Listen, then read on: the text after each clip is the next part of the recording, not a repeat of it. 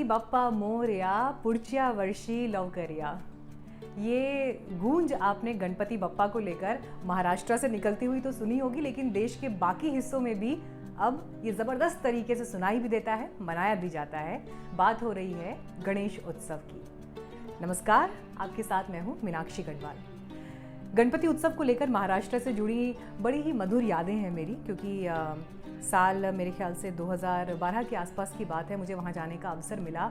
और महाराष्ट्र में गणपति उत्सव की जो धूम होती है, अगर जीवन में आपने ये एक बार नहीं देखी है तो आप डेफिनेटली कुछ बहुत महत्वपूर्ण चीज़ ऐसी है जिसे आप मिस कर रहे हैं। तो जीवन में आपको जब भी अवसर मिले गणपति उत्सव के टाइम पर आप एक बार महाराष्ट्र ज़रूर जाइएगा। हालांकि अब महाराष्ट्र से बाहर हम दिल्ली, उत्तर प्रदेश, इसके अलावा एमपी, जो बाकी स्टेट्स है वहाँ पर भी गणपति उत्सव की धूम देखते हैं। लोग बप्पा को अपने घर विराजते हैं, 11 दिन तक उत्सव चलता है और फिर उनकी विदाई होती है। लेकिन ये त्यौहार सिर्फ यहाँ इस उत्सव तक सीमित नहीं है। क्या आपको मालूम है कि इसकी शुरुआत कैसे हुई? यूं तो छत्रपति शिवाजी राव, ऐसा कहा जाता है कि उनकी माता जी जीजाबाई जो हैं उनके समय से गणेश उत्सव मनाया जाना शुरू हुआ। फिर पेशवाओं के दौर में एक भव्य रूप गणपति उत्सव का दिखाई दिया। लेकिन राष्ट्रीय स्तर पर, पूरे देश के स्तर पर कैसे गणपति उत्सव की शुरुआत हुई, इस कहानी का सिरा जुड़ता है बाल गंगाधर तिलक, लोकमान्य तिलक से। वही लोकमान्य तिलक जिन्हें महात्मा गांधी ने आधुनिक भारत का निर्माता कहा, और वही लोकमान्य तिलक जिनका मशहूर वाक्य आपने सुना होगा, स्वराज मेरा जन्म सिद्ध अधिकार है और इसे हम लेकर रहेंगे। लोकमान्य तिलक के परिवार ने ये बताया कि ब्रिटिश काल में लोग किसी भी सांस्कृतिक कार्यक्रम या त्योहार को एक साथ मिलकर इकट्ठा होकर नहीं मना सकते थे। सिर्फ घरों में पूजा करने की इजाज़त थी और सार्वजनिक जगहों पर अगर लोग इकट्ठा होते तो धारा 144 के उल्लंघन के आरोप में गिरफ्तार कर लिया जाता था। ऐसे वक्त में तिलक जी ने अपनी बात को लोगों तक पहुंचाने और लोगों को एकजुट करने का एक शानदार तरीका खोज निकाला, गणेश उत्सव। जी, अपने निवास स्थान यानी पुणे के केसरीवाड़ा में उन्होंने 20 अक्टूबर 1893 को देश के पहले सार्वजनिक गणेश उत्सव का आह्वान किया, आयोजन किया। तो ये शुरुआत थी। ये गणेश उत्सव 10 दिन यानी 30 अक्टूबर 1893 तक चला था। और देखिए, ये इस पर्व की खूबसूरती है कि लोकमान्य तिलक ने जो एक छोटा सा नन्हा सा पौधा गणेश उत्सव के रूप में 1893 में लगाया था, आज वो एक विशाल बरगद का स्वरूप ले चुका है। और महाराष्ट्र की अगर बात करें तो वहाँ पर अब हज़ारों की संख्या में गणेश पंडाल मौजूद हैं। लेकिन देखिए, दिलचस्प ये भी है कि कैसे उस समय गणेश उत्सव को लोगों को इकट्ठा करने के लिए, उनके भीतर यूनिटी लाने के लिए शुरू किया गया और राष्ट्रीय एकता का ये प्रतीक बना।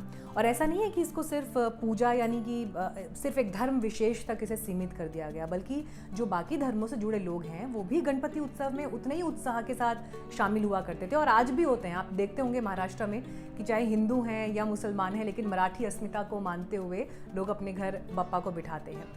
तो ऐसे समय में जब इसे शुरू किया गया था तो लोकमान्य तिलक ने भी जो विज़न देखा, उनका विज़न यही था कि जातिगत भेदभाव को दूर करने के लिए, लोगों के भीतर ज्ञान का वर्धन करने के लिए और एक सांस्कृतिक चेतना आपके भीतर हो, उसके लिए इस उत्सव की शुरुआत की गई।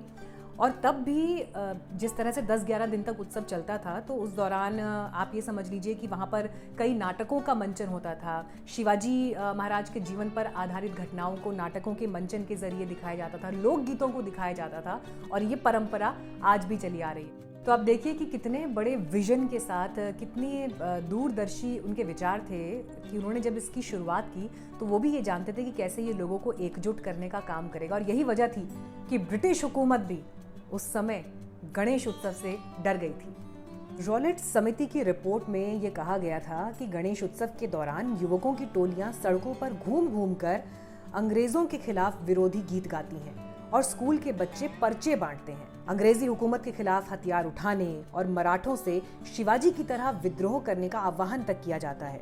साथ ही अंग्रेजी सत्ता को उखाड़ फेंकने के लिए धार्मिक संघर्ष को जरूरी बताया जाता है और गणेश उत्सव ब्रिटिश सत्ता के खिलाफ एक बड़ा हथियार बनता जा रहा है। तो ये था ब्रिटिश हुकूमत का डर लोकमान्य तिलक को लेकर, और इसीलिए ब्रिटिश हुकूमत ने उन्हें भारतीय अशांति का जनक तक कह दिया। मुझे बड़ा अच्छा लगता है पुरानी चीज़ों को, पुराने इतिहास को टटोलना और उन जगहों पर जाना जहाँ इस तरह की ऐतिहासिक घटनाएं घटी हों। तो रत्नागिरी जाना हुआ, कोंकण रेंज में ही पड़ता है, और वहाँ पर मालूम चला कि लोकमान्य तिलक का घर आज भी जो है संरक्षित किया गया है ASI की तरफ से। तो मैं उनके घर गई। ठेठ कोंकणी अंदाज में बना हुआ घर है और आज भी उसको उसी पुराने स्वरूप में प्रोटेक्ट किया गया है। जैसे ही आप बाहर आंगन में पहुंचते हैं तो एक बड़ी सी आदमकद प्रतिमा आपको लोकमान्य तिलक की दिखाई देती है। फिर जब आप भीतर दाखिल होते हैं तो वहाँ आज भी एक कमरे को उसी तरह से रखा गया है जैसे वो वहाँ रहते हों। वहाँ जाकर ऐसा लगा कि मानो आज भी उनकी ऊर्जा, उनकी मौजूदगी वहाँ पर है, क्योंकि तिलक साहब का जो सामान है वो आज भी वहाँ रखा है। उनकी शॉल, उनकी धोती, कुछ और छोटी छोटी चीज़ें, वो सब वहाँ प्रोटेक्ट करके रखी गई हैं।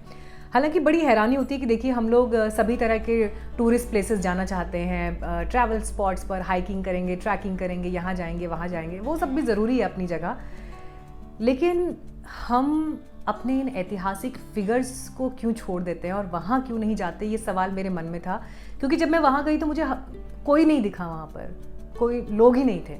और शायद मेरे ख्याल से 3-4 बजे का शाम का समय था, जो अमूमन एक अच्छा टाइम माना जाता है जब टूरिस्ट आते हैं। तो आपको कभी भी अवसर मिले तो आप वहाँ ज़रूर जाइएगा, क्योंकि वहाँ आप जाएंगे तो आपको इतिहास में झांकने का एक अवसर मिलेगा। और ऐसे दूरदर्शी महान लोग जिन्होंने देश निर्माण, समाज निर्माण में एक महत्वपूर्ण भूमिका निभाई है, उन्हें भूल जाना ठीक नहीं है। उम्मीद करती हूँ ये वीडियो आपको पसंद आया होगा। पसंद आया हो तो लाइक ज़रूर करें, सब्सक्राइब ज़रूर करें, और आगे भी इस तरह के वीडियोस आपके सामने मैं लाती रहूँगी, जहाँ पर भारत का अक्स जिस ज़मीन में बसता है, जिस हवा में बसता है, जिन जंगलों में बसता है, जिन गाँव में बसता है, उनकी तस्वीरें आपके सामने प्रस्तुत करती रहूँगी। धन्यवाद।